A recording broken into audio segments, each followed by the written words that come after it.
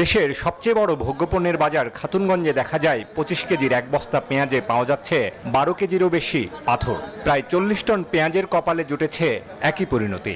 তোমরা তো শুনলে 25 কেজি পেঁয়াজের বস্তায় 12 কেজি পাথর পাওয়া গেছে। কথায় আছে না, অতি চালাকের গলায় দড়ি। বেশি চালাকি করেছিল, গলায় দড়ি পড়ে গেছে, তাদের পিছনে অসলা বাস ঢুকিয়ে দিয়েছে। হ্যালো বন্ধু আর বান্ধবী, ভিডিওতে চলে আসছো, তাহলে কি করছো? ফটাফট রেডি হয়ে নাও ভিডিও দেখার জন্য। আজকে কথা বলবো বাংলাদেশের কিছু সোশ্যাল মিডিয়া নিউজে দেখা যাচ্ছে ভারতে নাকি তারা ইলিশ আর দেবে না, কিন্তু তারা একটা বড় ঝামেলার মধ্যে পড়ে গেছে। চলো কি ঝামেলা সেটা এই ভিডিওতেই তোমাদেরকে ভালো করে বোঝাবো। পদ্মার ইলিশের জন্য সারা বছর মুখিয়ে থাকেন কলকাতার মানুষ। ভারতের আশীর্বাদে ক্ষমতায় থাকা শেখ হাসিনার পতনে দেখা দিয়েছে অনিশ্চয়তা। প্রশ্ন উঠেছে, এবার পূজায় দারুণ স্বাদের মাছটি কি খেতে পাবে ওপার বাংলার জনগণ? তারা এখনো ইলিশ নিয়ে পড়ে আছে, মানে তারা এমনভাবে বলতেছে তাদের ইলিশ ছাড়া আমরা বেঁচে নেই, ইলিশ না খেলে আমরা থাকতে পারবো না। এখন আমাদের ভারতে এত পরিমাণে যে ইলিশ আমদানি হচ্ছে না, তোদের ইলিশ না হলেও চলবে, কিন্তু আমাদের দেশ থেকে তোদের যদি একবার পিএস মরিচ দেওয়া বন্ধ করে দেওয়া হয়, মনে হয় তোদের বাংলাদেশের মানুষগুলো মরে পুরো ছাই হয়ে যাবে। সেরকমটা হয়েছে তোদের সাথে। তোরা আমাদের ইলিশ দিবি না, আমরা নাকি তোদের পিএস দেবো না। তোদের কথা নিয়ে আমি বলতে বাধ্য যে আমি ভারতবাসী, ভারতের বিরুদ্ধে এসব কথা শুনতে আমাকে ভালো লাগে না। এর জন্য তোদেরকে নিয়ে ভিডিও করি, তোদেরকে একটু আস্থা করে ক্ষোভ দিতে থাকি, পিছন দিয়ে বাস ভরে তোদেরকে খাড়া করে রাখতে চাই। কথাটা হলো আমার এটাই। আরে বাংলাদেশিরা, তোরা কি আসলে জানিস এই দুর্গাপুজোর 4টা দিন আমরা নিরামিষ খাই?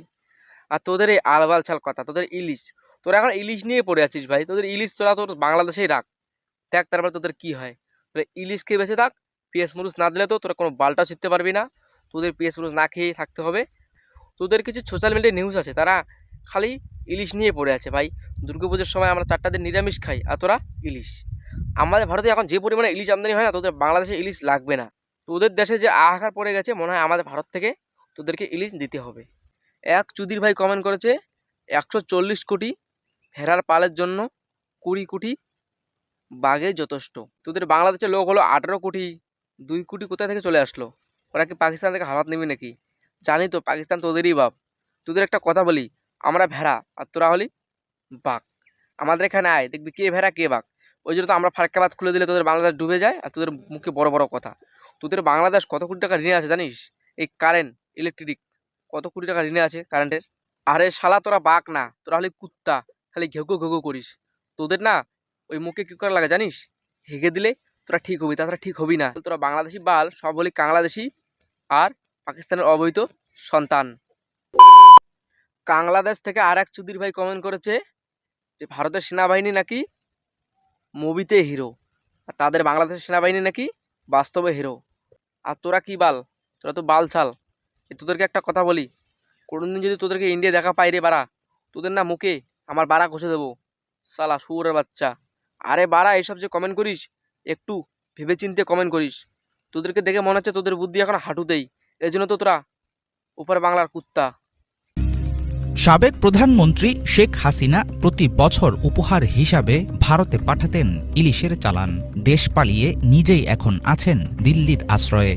আমাদের ভারত বাংলাদেশের কাছে টাকা দিয়ে ইলিশ নেয়, আর তাদের কিছু সোশ্যাল মিডিয়া বলে তারা নাকি আমাদের ইলিশ উপহার দেয়। টাকা দিয়ে নিলেও নাকি উপহার। এরা আসলে নিউজ চ্যানেল বাল, এদের খালি ভিউজ কামানোর তাল, এটাই হলো এদের মেন কারণ। বাংলাদেশের ইলিশ ছাড়া একরকম অসম্পূর্ণ থাকে ওপার বাংলার পূজার খাবার। দাম যতই বেশি হোক, সেখানকার অনেকেই কিনে থাকেন পদ্মার ইলিশ। কিন্তু চলমান অনিশ্চয়তার কারণে এবার পূজায় ভাগ্যে ইলিশ জুটবে কিনা সেসব নিয়ে চলছে নানা রকম জল্পনা কল্পনা। ইলিশ মাছটা একটা বিশেষ মাছ, যেটা একমাত্র বাংলাদেশে হয়। এটা রপ্তানির চাইতে বেশি আমাদের চেষ্টা করতে হবে দেশের মানুষ যেন ইলিশ মাছটা পায়। ইলিশ একটা বিশেষ মাছ, এটা খালি বাংলাদেশে পাওয়া যায়, এটা একটা দামি মাছ। এটা আর বাংলাদেশের থেকে আর ভারতে দেবো না। এটা শুধু আমাদের বাংলাদেশে পাওয়া যাবে, বাংলাদেশের মানুষ খেয়ে পরে বেঁচে থাকতে হবে। আমার কথা হলো এটাই, আমরা প্রচুর পরিমাণে বর্ডারে সিকিউরিটি লাগাবো, ভালো করে দেখাশোনা করব, ভারতে যেন আর বাংলাদেশে ইলিশ না যায়। এরা আমাদের ইলিশ দিবে না, তাতে আমাদের বাল ছেড়া যাবে। আমরা যদি পিএস মরিচ না দিই তো এদেরকে না খেয়ে মরে যেতে হবে।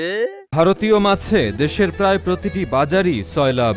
পাইকারি বাজারগুলোতে অবৈধভাবে ভারতীয় মাছ আসায় বিপাকে পড়েছেন দেশীয় মাছ ব্যবসায়ীরাও। কেননা তুলনামূলকভাবে ভারত থেকে আসা মাছের দাম কিছুটা কম, ফলে দেশীয় মাছ ব্যবসায়ীরা কাঙ্ক্ষিত দাম পাচ্ছেন না। ক্রেতারাও দেশীয় মাছ মনে করে কম দামে কিনছেন ভারত থেকে আসা মাছ। আসলে কি ভাই, বাংলাদেশের মানুষ কি রাক্ষস? আমাদের ভারত থেকে মাছ যাচ্ছে, তারা কিনে নিয়ে খাচ্ছে, আর তাদের বড় বড় কথা আমাদের ইলিশ দেবে না। আমাদের ভারত থেকে এত কম টাকায় তাদেরকে মাছ দিচ্ছে, আর আমাদের ভারতও জানে তাদের এত পরিমাণে রাক্ষস আমদানি হয়েছে, তাদেরকে প্রচুর পরিমাণে ভারত থেকে মাছ দিচ্ছে। তারা আরও কিছু ভাষণ দিচ্ছে, ফারাক্কাবাদের পিছনে নাকি আরও বাদ দেবে। দেখ, ফারাক্কাবাদ থেকে 18 কিলোমিটার ফাঁকে তোদের বাংলাদেশের বর্ডার। একটা বাঁধ তৈরি করতে গেলে কত পরিমাণে টাকা লাগে, মনে তোদের বাংলাদেশটা বিক্রি করলো এই টাকা হবে না। তোদের বাংলাদেশ বর্তমান এত টাকা ঋণে আছে, তার ঋণ শোধ করতে না পারলে মনে হয় তোদের বাংলাদেশ, পাকিস্তান, চীন নিয়ে নেবে। তোদের মুখে বড় বড় কথা, কথায় আছে না, কুকুররা ভোগে বেশি, সেটা হলো তোরা। তোমরা কি আমার সাথে কথা বলতে চাও?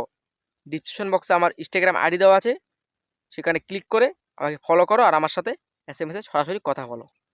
দেশের সবচেয়ে বড় ভোগ্যপণ্যের বাজার খাতুনগঞ্জে দেখা যায় 25 কেজির এক বস্তা পেঁয়াজে পাওয়া যাচ্ছে 12 কেজিরও বেশি পাথর। প্রায় 40 টন পেঁয়াজের কপালে জুটেছে একই পরিণতি। বাংলাদেশে নাকি অন্য অন্য দেশ পিএস মরুচ দিচ্ছে, জানো তো ভাই, কম টাকার মালে ভেজাল হবেই। তাদেরকে অন্য অন্য দেশ কম টাকায় মাল দিচ্ছে, সেই দেশের নাম নেব না, সেই দেশগুলো নাকি তাদেরকে কম টাকায় মাল দিচ্ছে, কিন্তু কম টাকার মালে তো ভেজাল আছে, এটা তোমরাই জানো। আর ভারত তাদেরকে এত ভালো ভালো পিএস মরুচ দেয়, তাদের নাকি পোষায় না, দাম নাকি বেশি নেয়। যাও, এখন কম টাকার মাল নিচ্ছ, 25 কেজি বস্তায় 12 কেজি পাথর, সেই পাথরগুলো এখন সিদ্ধ করে খাও।